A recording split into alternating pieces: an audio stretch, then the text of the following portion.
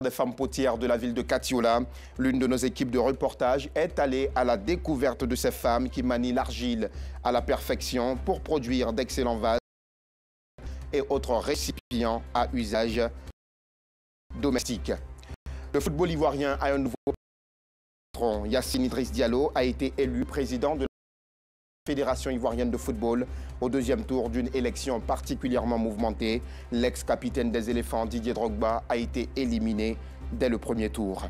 58% des Français viennent de donner leur caution à Emmanuel Macron. Le président candidat a remporté le deuxième tour de l'élection présidentielle face à Marine Le Pen. La candidate du Rassemblement national n'aura obtenu que 42% des voix. Voilà pour le programme.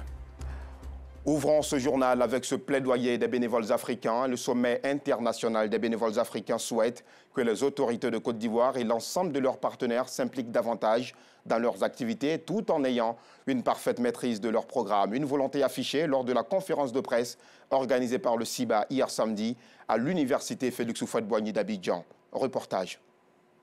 Le sommet international des bénévoles africains CIBA restitue le rapport de sa première rencontre tenue en septembre 2021 aux autorités et partenaires afin qu'ils s'imprègnent des différentes activités du CIBA. Ce rapport, comme le nom l'indique, est le résultat de tout ce que nous avons pu faire comme travail du 9 au 11 septembre dernier 2021 à la Fondation Félix Houphouët-Boigny pour la recherche de la paix, notamment traiter les thématiques liées à l'emploi des jeunes, à l'engagement citoyen des jeunes, à l'égalité de la femme, à l'engagement pour la paix et à l'égalité entre hommes et femmes. Nous mènerons beaucoup d'efforts afin d'aller vers les institutions, les autorités, afin qu'ils puissent recevoir ces différentes recommandations, livres blancs et rapports. Et nous allons nous engager à leur côté afin d'être disponibles pour l'exécution de ces recommandations-là. Le sommet international des bénévoles africains vise à développer une nouvelle génération de jeunes bien formés et conscients de la nécessité de développer les différentes communautés. Les initiateurs de ce rendez-vous ont remis leur livre blanc aux autorités. Le bénévolat est au cœur du développement de notre communauté ivoirienne. Nous avons reçu les recommandations du sommet et nous sommes prêts à partager cela avec notre ministère de tutelle, qui est le ministère de la promotion de la jeunesse, de l'emploi des jeunes et du service civique. Le sommet international des bénévoles africains CIBA est une plateforme de 17 organisations de jeunes Ivoiriens. Il est engagé dans la réflexion, le partage d'expériences, d'opportunités et le renforcement des capacités des bénévoles sur le continent africain. Le reportage de Clarisse Kanyala était commenté par Maïssa Kogei. Au même moment, l'Union des journalistes et communicateurs musulmans de Côte d'Ivoire réunissait ses membres le temps d'une rupture du jeûne du Ramadan. L'UJCOMSI, qui souhaite renforcer les liens de fraternité entre les professionnels de la communication, a aussi récolté des dons pour des familles démunies. Assistant Diara, Joël Gossé. Ministres, cadres, guides religieux et journalistes, tous réunis dans une salle d'Azalaïoté dans la commune de Marcory.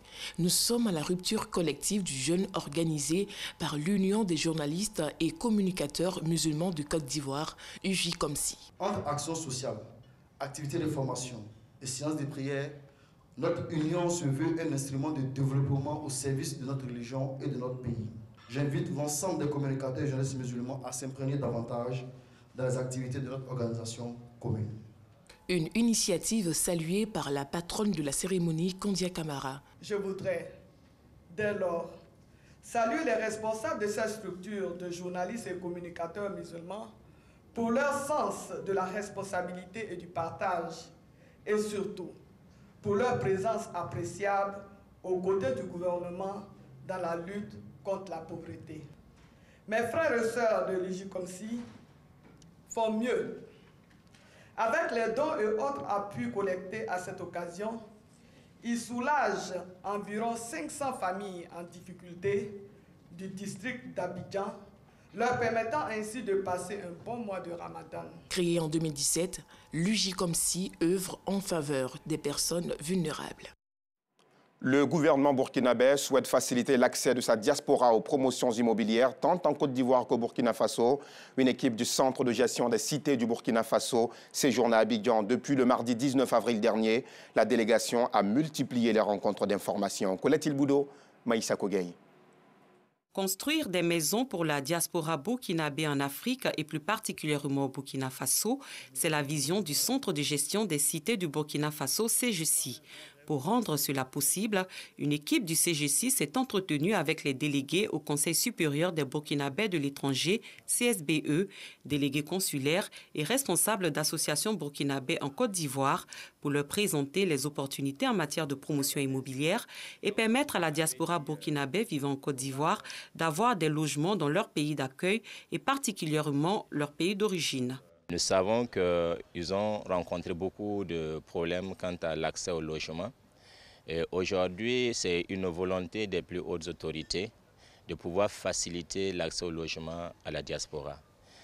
D'où les instructions que notre ministre a données, le ministre de l'Urbanisme, des Affaires foncières et de l'Habitat, des instructions fermes à pouvoir trouver des flexibilités et à pouvoir promouvoir vraiment le logement pour les Burkinabés de l'étranger. Un moment d'échange et d'information que la diaspora apprécie. Les propositions sont bonnes, nous avons apprécié toutes les propositions. Ça nous réjouit puisque toute la diaspora, toute personne veut avoir un toit chez lui. Donc si la CGI arrive à nous trouver des logements, à moindre coût surtout, et nous sommes tous partants. Franchement, on est très contents parce que déjà ici, on a accès. Et au niveau du Burkina, quand tu es de la diaspora, c'est tellement difficile d'avoir un logement là-bas. Et avec l'arrivée de CGCI, nous sommes très contents. C'est des opportunités qu'on nous donne pour avoir un logement en Côte d'Ivoire. Benjamin Nana, consul général, a salué cette initiative. Il a invité ses compatriotes à saisir cette opportunité de la société d'État qui leur permet l'accès à un logement abordable à travers le continent et qui adopte les nouvelles méthodes de construction afin de livrer des logements accessibles à une bonne partie des ménages de la diaspora burkinabé dans un cadre de vie taillé aux normes environnementales. Outre cela, il leur a fait connaître la volonté de l'ambassade du Burkina Faso en Côte d'Ivoire d'accompagner et soutenir tous les Burkinabés désireux d'obtenir des biens immobiliers, non seulement au Burkina Faso, mais aussi en Côte d'Ivoire. Les habitants de la ville de Bouaké attendent le plan de mobilité urbaine de la ville, un plan qui devrait rendre Bouaké plus inclusive, plus vivable et plus efficace. Kader Sogodogo. Un plan de mobilité urbaine durable à Bouaké. Il s'agit de faire face aux difficultés de déplacement des personnes et de leurs biens dans la commune. Au cours d'un atelier à la préfecture de région, population et partenaires au développement ont planché sur le bien fondé d'un plan de la circulation dans la commune, un projet initié par la municipalité. La gestion de la mobilité urbaine et durable dans la ville de Bouaké doit revenir à la mairie. Mais malheureusement, il y a deux grandes insuffisances. La première insuffisance est au niveau des ressources humaines. Et le deuxième défi que nous devons relever concerne les ressources financières. Les populations puissent avoir une moto-taxi pour sortir de leur quartier, mais en même temps, et la possibilité de monter dans un bus Sotra plus confortable, qui occupe aussi moins de place dans la circulation. Donc tout ça, c'est bien l'objectif du plan de mobilité urbaine soutenable, qui est constitué finalement d'un tout un ensemble de mesures qui doivent être mises en place, voilà, d'ici 10-15 ans. L'Union européenne compte jouer un rôle important dans le financement de ce projet. Et ce qui est vraiment très important, c'est de rassembler l'ensemble des acteurs institutionnels des transports, l'ensemble des usagers, puisque les solutions pour un plan de mobilité fluide, optimal, fiable, en toute sécurité, ne pourra venir que des usagers. Le projet du plan de mobilité urbaine durable de Bouaké s'inscrit dans une démarche International Mobilize Your City à laquelle a adhéré la commune de Bouaké en 2018. C'était un tournant important dans la fin de la crise qui plane sur le football ivoirien. L'élection du président de la Fédération ivoirienne de football s'est tenue hier samedi dans la ville de Yamoussoukro. Yacine Idriss Diallo a été élu à la tête de la FIF pour 4 ans. Il a devancé au second tour le candidat Sori Diabaté. L'ancien capitaine des éléphants Didier Drogba, lui, n'a pu rassembler que 21 voix sur 130. Écoutez les explications de Salif Ouattara. Avec 63 voix contre 61 pour Sori Diabaté, son principal challenger, Yassine Idriss Diallo est désormais le nouveau patron de la maison de verre de Treichville. Un aboutissement heureux pour l'homme d'affaires de 61 ans après une journée intense et longue en rebondissement. Il aura fallu 3 heures de temps et 2 tours pour que le leader de la liste, rassemblé pour développer, soit porté à la tête de la Fédération ivoirienne de football. Ce n'est que dans la transparence, dans la rigueur, dans le sérieux qu'on peut réussir. Cette élection a suscité beaucoup de passion. Aujourd'hui, nous sommes à la fin. Quoi qu'il ait pu se passer avant, nous devons être capables de nous mettre au-dessus pour penser au football ivoirien. Comme je l'ai dit, j'irai vers mes adversaires. Évidemment, aujourd'hui, c'est difficile. Il y a de la déception. Mais le temps aide. J'irai vers eux pour leur demander de nous accompagner dans cette tâche. Et dire à Monsieur le Président de la République qu'il n'aura pas œuvré inutile avec tous les investissements qu'il a fait dans ce pays pour accueillir la CAN. Nous avons tous une obligation de faire une union sacrée autour du football ivoirien pour honorer cette organisation. Sous normalisation, depuis 2 ans, la FIF renoue avec des instances dirigeantes élues au suffrage universel. La passation de charge entre le comité de normalisation de Mariam Dao Gabala et le président élu Yassine Idriss Diallo aura lieu le samedi 30 avril 2022. Quelques heures avant cette élection, Pierre Gondo avait été porté à la tête de la commission de gouvernance, d'audit et de conformité. 80 personnes sont mortes vendredi au Nigeria après une terrible explosion dans une raffinerie clandestine. La déflagration meurtrière s'est produite dans la région pétrolière du delta du Niger, dans le sud du pays. Une région déjà dévastée par des décennies de vandalisme et d'exploitation illégale d'hydrocarbures. L'Agence nationale de gestion des urgences précise que le bilan pourrait encore s'alourdir. La police a confirmé que l'explosion avait eu lieu sur le site d'une raffinerie illégale où des opérateurs et leurs clients s'étaient rassemblés pour se livrer au trafic. Au moins 6 migrants, dont une petite fille, sont morts également noyés dans le naufrage de leur bateau au large du Liban. Le bateau transportait une 60aine de migrants. D'après les derniers chiffres officiels, 48 personnes ont été secourues dans ce bateau d'environ 10 mètres de large et 3. Il n'y avait aucun gilet de sauvetage. Même si la nationalité des victimes n'a pas été précisée, il est tout à fait à noter que le nombre de migrants qui quittent le Liban va crescendo ces dernières années. Et puis, la France a un nouveau président, ou sinon Emmanuel Macron reste toujours président de la République française. Il a été confirmé à la tête du pays ce soir par les Français. 58%, c'est 58% des voix pour Emmanuel Macron, contre 42% pour Marine Le Pen. La candidate du Rassemblement national n'aura pas donc réussi une seconde fois à battre le patron de l'Élysée. À présent, place au dossier de la 2.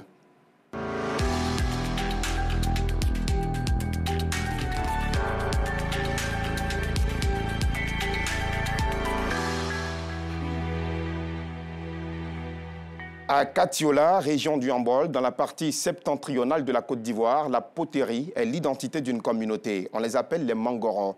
Les femmes de cette ethnie manient avec dextérité l'argile, une poterie traditionnelle qui allie techniques de décoration, de peinture et esthétique, exprimant les symboles et cultures du peuple Mangoran. Une activité qui fait de Katiola une destination privilégiée des touristes. Ido Georgette Fofana. Mamaba Koulibaly est potière à Katiola dans la région du Hambol. Ce matin, elle se rend à la carrière où est extraite l'argile pour la fabrication des pots. Quand on commence, il y a beaucoup de sable, on doit couper pour enlever tout. Maintenant, maintenant, on trouve l'argile qui se trouve en bas. Sinon, au-dessus, c'est le sable qui est là. Elle est gros cailloux même. La poterie, un métier exclusivement réservé aux femmes Mangoro, un groupe ethnique originaire de la ville de Katiola. C'est nous les Mangoro, c'est ce qu'on a choisi, c'est l'argile qu'on a choisi.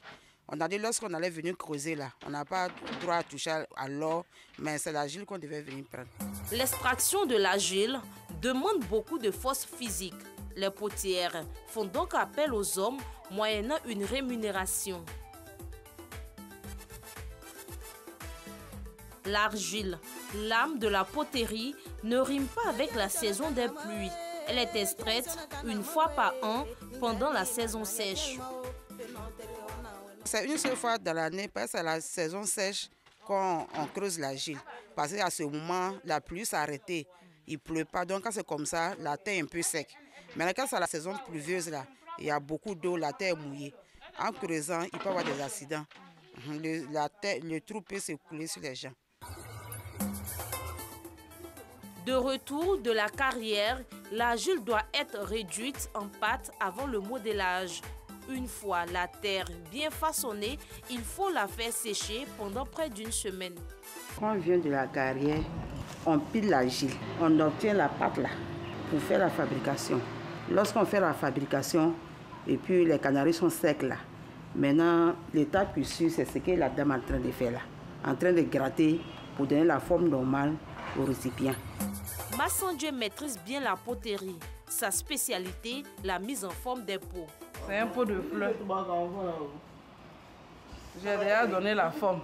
Maintenant, je vais faire les dessins pour la décoration. À Katiola, toutes les femmes Mangoro exercent dans la poterie. Même les plus âgées en font leur passe-temps. Quand on est petit là, on commence à faire. Jusqu'à on va grandir, vieillir dedans. Si tu es fatigué, toi tu te reposes. Chez nous là, tout le monde, c'est ça, tout le monde fait. Nous sommes des potières. Donc c'est notre travail qui est ça.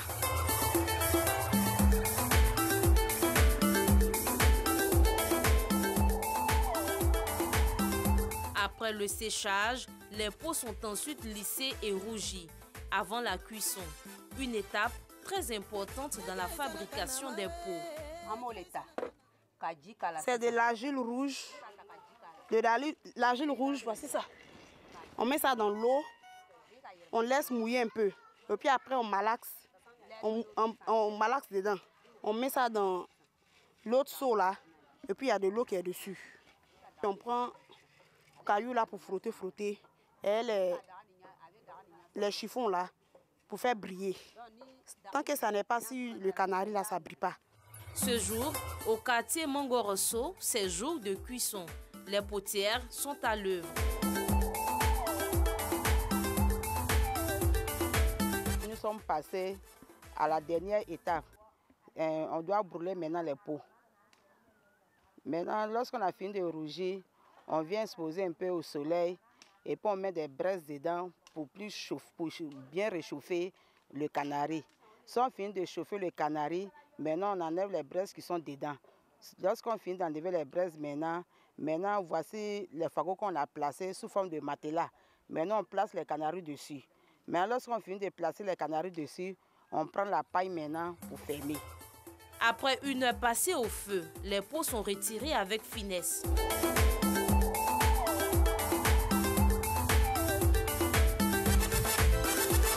Une fois retirés du feu, les pots, ustensiles de cuisine et jarres sont exposés à la maison de la potière au centre-ville de Katiola. Une salle d'exposition dont a bénéficié l'ACOMAG, Association des potières Mangoro de Katiola. Cette maison de la potière reçoit en moyenne 10 visiteurs par jour. Ici, les prix varient en fonction du type d'objet.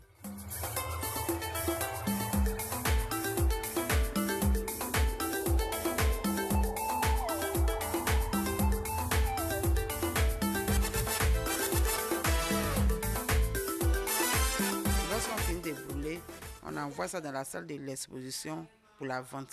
À la vente ici, souvent par jour, on peut vendre 15 000 par jour. Souvent, on peut vendre moins que ça ou plus que ça. La poterie demeure la seule activité génératrice de revenus des femmes Mangoro de Katiola. Un héritage qu'elles entendent préserver et promouvoir en Côte d'Ivoire, mais aussi à l'extérieur du pays. Et c'est sur ces belles images de poterie que nous mettons un terme à cette édition. Merci de nous avoir suivis à Mangoroso et à Konankaha. Bonne suite de programme sur RT.